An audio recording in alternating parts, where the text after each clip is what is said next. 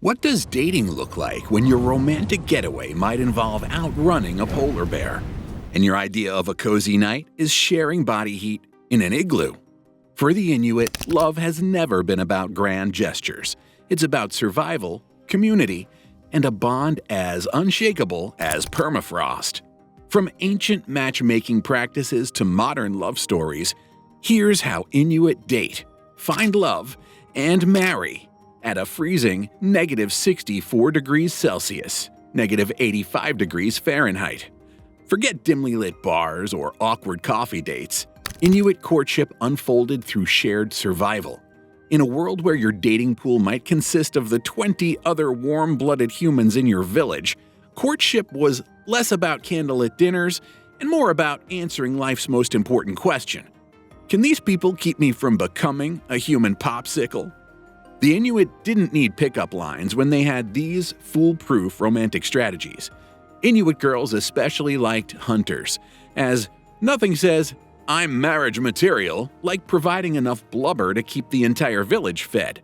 Bonus points if you let her have the liver, as that's the Inuit equivalent of buying someone lobster dinner. In a culture where clothing meant survival, sewing skills were the ultimate panty dropper. A woman who could make the best waterproof boots was very attractive in the Arctic. And nothing speeds up a relationship like being trapped together in an igloo for 3 days, or, by a random white house. It's like locking two people in an elevator. Things are bound to get interesting. But how did Inuit meet each other before they start dating? Inuit villages were pretty small but also close to other villages, which meant they could meet people out of their community through some activities like hunting, fishing, storytelling, and gatherings. Hunting and fishing involved groups of people, so there was more than enough opportunity for bonding and interactions. It's like swiping right on the person that can feed your entire family all winter. There were also events like storytelling and drum dancing, which allowed the Inuit to meet each other while passing down knowledge and culture. No better way to fall in love with your crush than to watch her dance around a bonfire. Inuit women usually went in groups to gather food, allowing them social time and a chance to connect. Maybe they could introduce their brothers to each other. It's like an original fruit-picking date with no Instagram filters needed. Harpoon throwing practice is like the Inuit version of "Do you even lift, bro?" It's a fun game that allows the Inuit men to show off while improving their skills and social interaction. In the Arctic, the sun never sets during the summer months.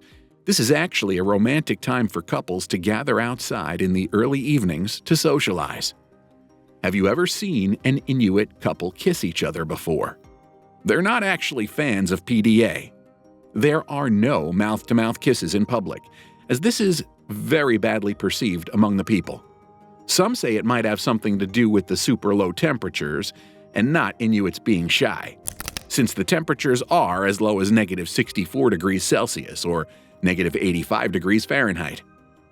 When Inuits want to show their love, they do it with an adorable nose rubbing or Inuit kiss, which is also called the kunik.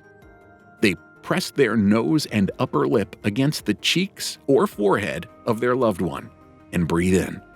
This creates a suction that shows affection. It's not surprising since they usually only have their eyes and noses exposed due to how cold the weather is outside their igloo. But let's clear up some frosty misconceptions. The kunik is not because lips would freeze together, as that's just bad Hollywood science.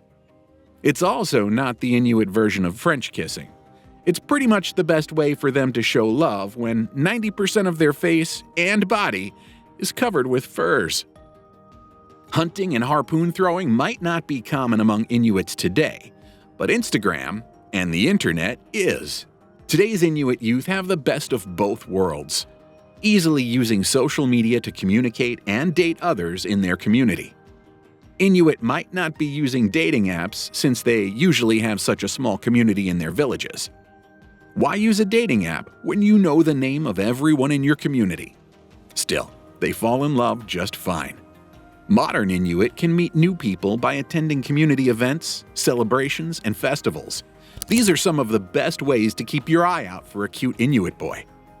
They also meet possible lovers at school or at work. But let's be real. Ancient Inuit dating was actually genius.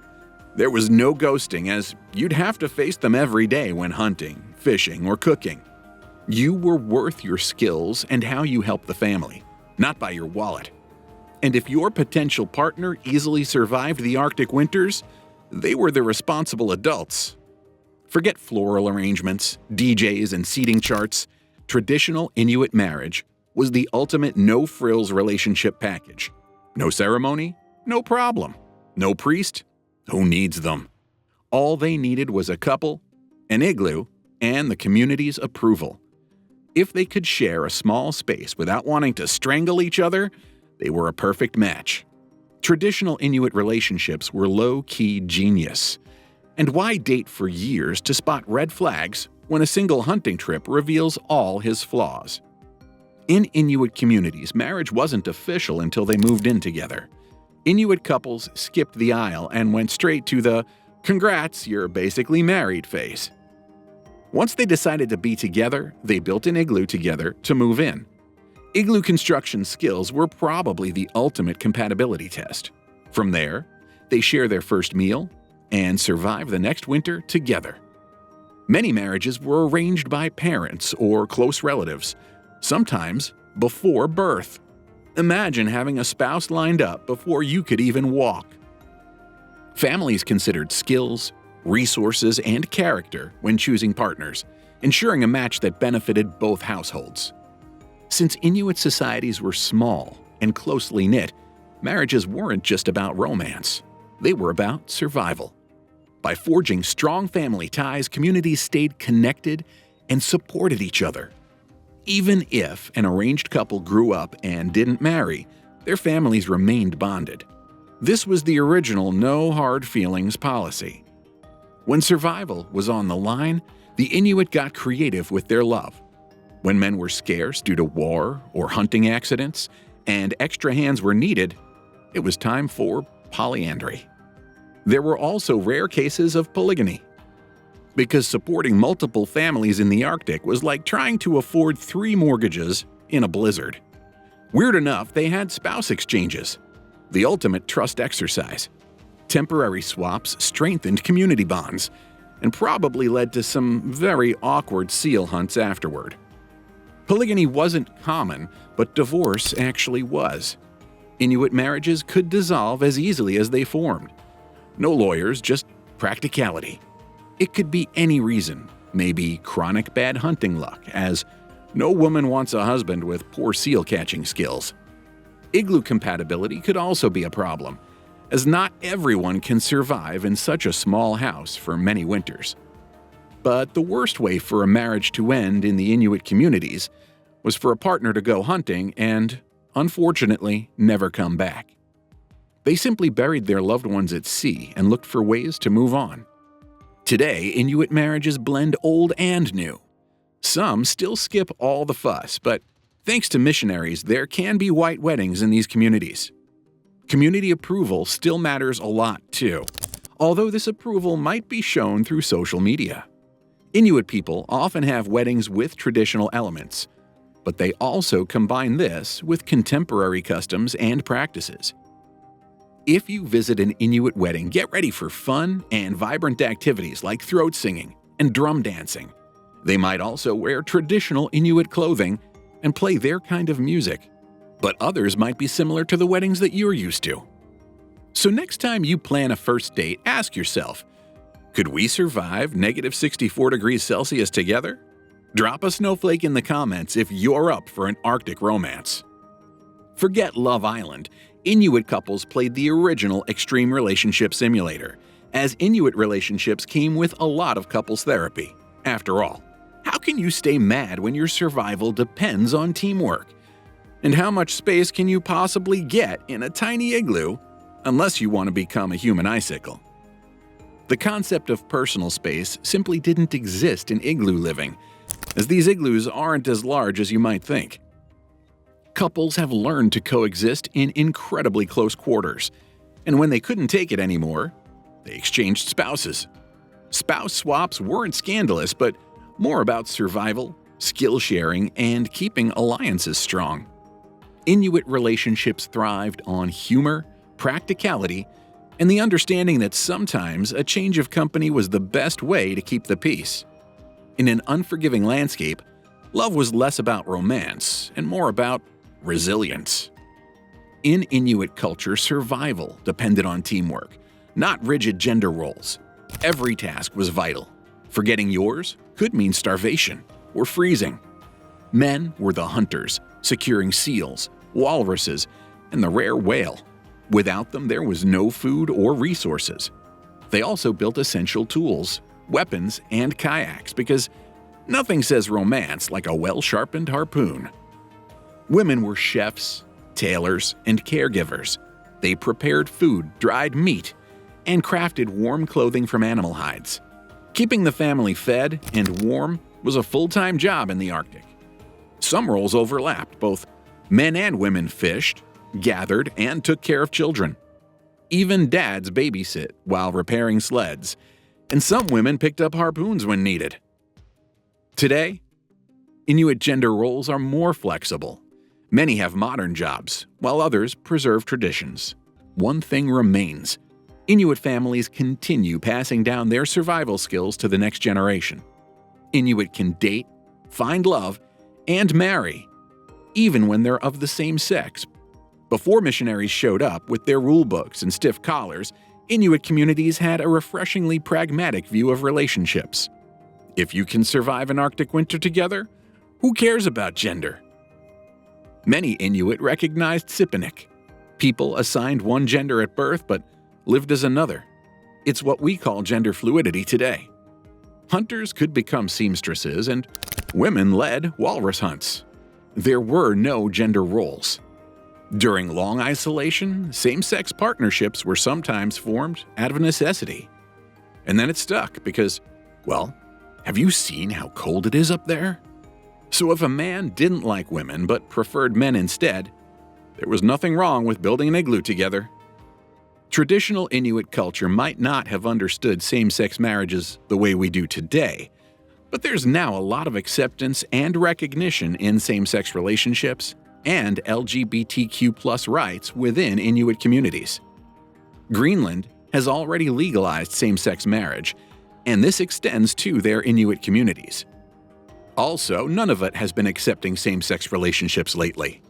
Once there was a marriage ceremony in Iqaluit that was met with a standing ovation. But it's not all rainbow snowflakes. Some Inuit communities still wrestle with colonial-era stigma. And there's a lot of divide from the cities and isolated villages. The villages are far away from the modern community, so it might not be easy to come out of the closet. Today, you can see many Inuit embracing queer love and their Sipinik identities with pride. So, to anyone who says same-sex marriage isn't traditional, tell them neither are snowmobiles. But you don't see Inuit giving those up. Gone are the days of carving love letters into walrus tusks. Today's Inuit youth connect through messages and emoji combos. But modern Arctic romance is still a high-stakes game of survival, just with better Wi-Fi. Dating happens at the co-op store through mutual friends or on a snowmobile ride under the northern lights. Popular apps like Instagram and TikTok exist, but in a town of 500, swiping is tricky. Too many cousins and exes. And with the freezing temperatures, who really wants to come over? So how do Inuit couples actually meet? They have different community events, like singles mixers, community drum dances, and more. These social gatherings allow you to meet friends and potential partners, although the limited population allows for a pretty competitive dating scene.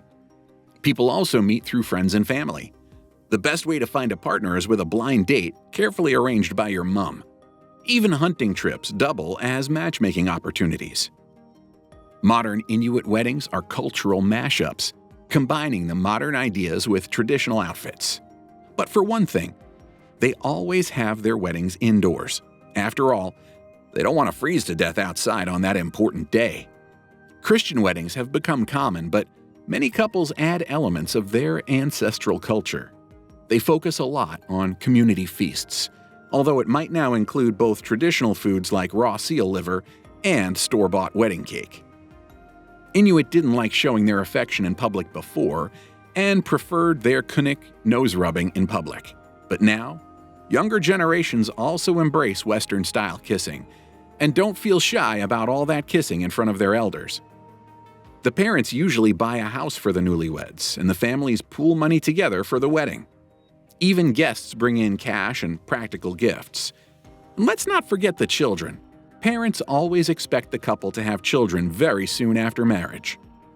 Love in a cold climate is pretty hard for the Inuit. The women always do their best to look stylish and fashionable, even if they are bundled up. Covering your hands, ears, and mouth might leave no room for style, but they made it work. Modern Inuit girls today find it hard to wear metal jewelry, as frozen earrings can lead to ripped earlobes. Even holding hands requires strategic mitten removal. With free healthcare and education, newlyweds hear one question ASAP. When are you having a baby? After all, they have all the support from the family and even the government. Women can choose between working or staying home to raise children. With the harsh winters, it's not surprising that the families support each other emotionally and financially. Sometimes, elders move in with their children, helping them raise grandchildren while they work. So, could you find love at -64°C, -85°F temperatures? Let us know if you'd brave the cold for romance, or if you'd prefer to cuddle at home while swiping past dating apps. And if you're curious about more Arctic traditions, hit like and subscribe. Don't forget, love is always an adventure, especially when hypothermia is a third wheel.